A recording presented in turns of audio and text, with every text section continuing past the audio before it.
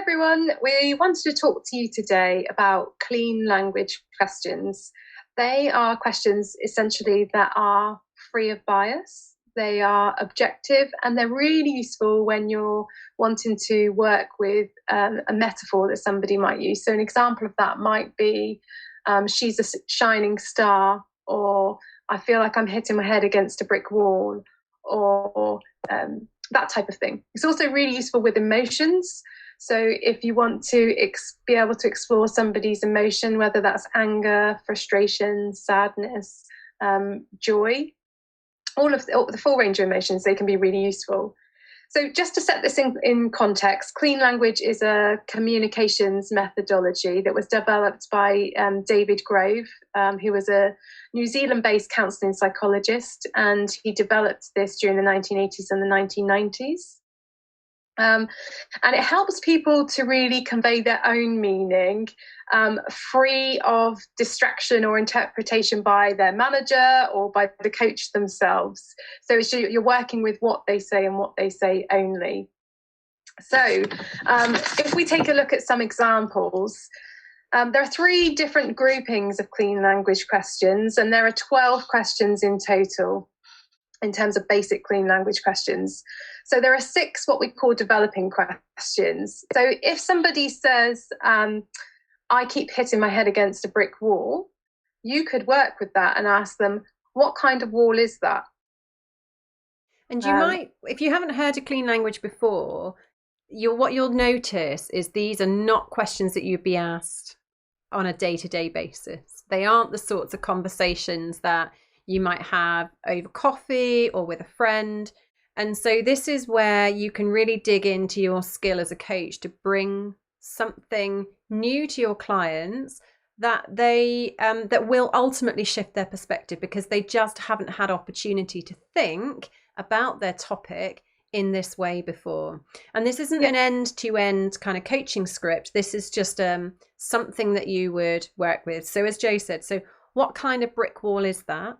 And they'll have to go inside of themselves to think, well, is it really big? Is it really small? Is it really wide? Is it really narrow? You know, and they'll be able to describe the shape of that brick wall. And that's important because it helps them to actually connect with what might be a problem for them. So they might think, actually, the brick wall's really small. I didn't notice it was really small. I could step over it. Or, yeah, this is a really big brick wall. It's really solid. It really hurts when I bang my head against it. And it gives them, again, a connection to the topic that they're talking about.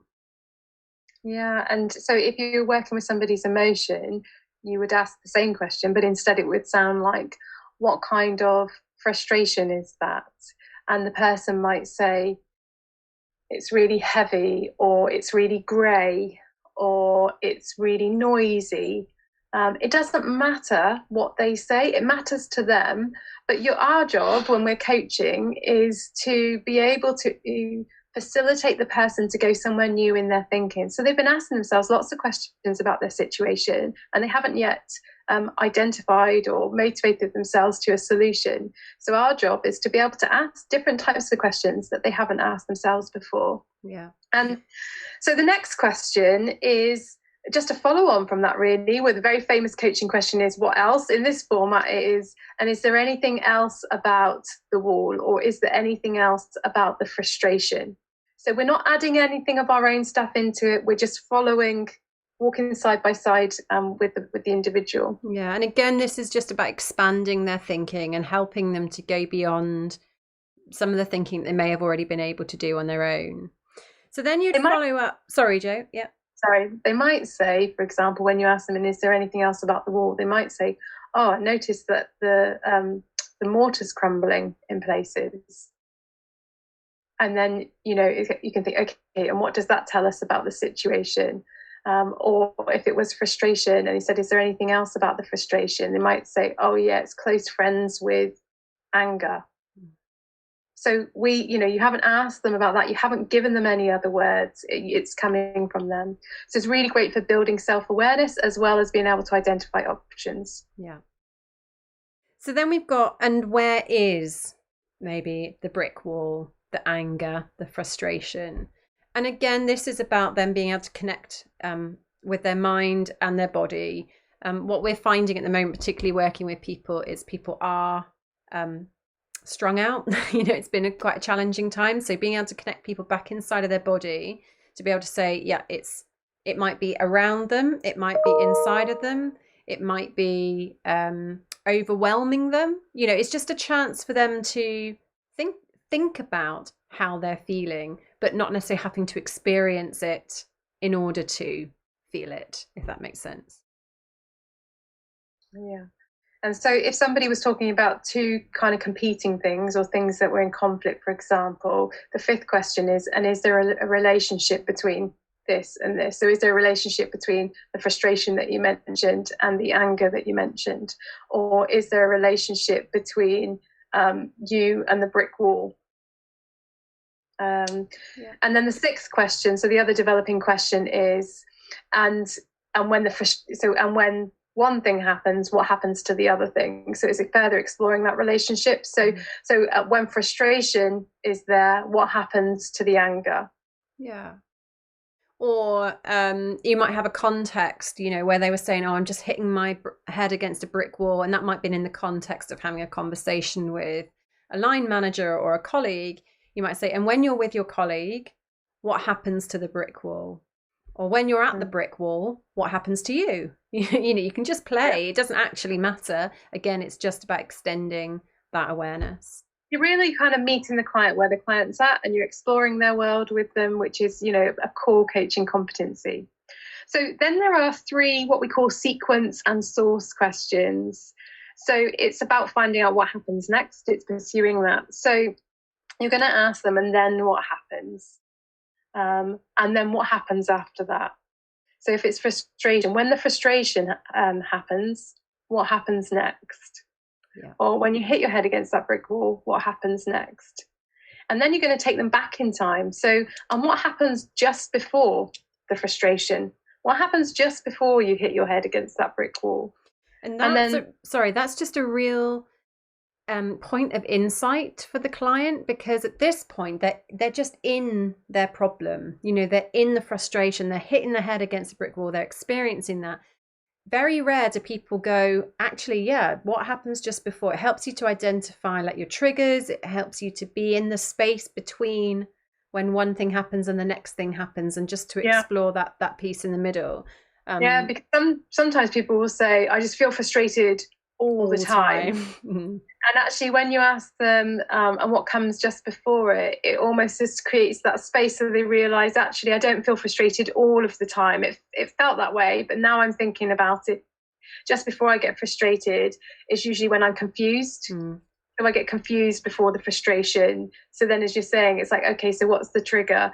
What are the situations where you get confused? And so it's making sure that when somebody decides on what they want to do, that it's related to the root cause and not the symptom. Yeah. So where are we now? What happens just before? And then we've got, well, where could X come from? So where could the frustration come from? Where could the anger come from? Where does the banging your head against a brick wall come from? Or if you've just talked about this kind of space in between where it says perhaps it's confusion that makes you bang your head against a brick wall, you might say, well, where does the confusion come from? So again, you're just using the client's language, the insight that you've gathered, to pose them yet another question to help them to explore their topic. Yeah. And then the final three questions are intention questions. So we've got what would the frustration like to have happen? Which I just think is a brilliant, brilliant question, because it's so abstract that is wonderful. And if it was in the context, if we follow through the examples we've been using, so the brick wall, what would the brick wall like to have happen? Or your head. Yeah. What would your head like to have happen? Yeah. And then what needs to happen for frustration? There was like a follow-up to that, and to check that we've exhausted what's possible there. Yeah. And then the final question, which is, and can that happen? Can frustration get that, or is there a way for you to make that happen? And you would then probably carry on a conversation about that. So after you've kind of used these clean questions, and identified perhaps that, yeah, frustration is as a result of confusion, and actually what you'd like instead is to develop clarity, you might then continue on your conversation using something like the GROW model to talk about, okay, so how can you get that clarity?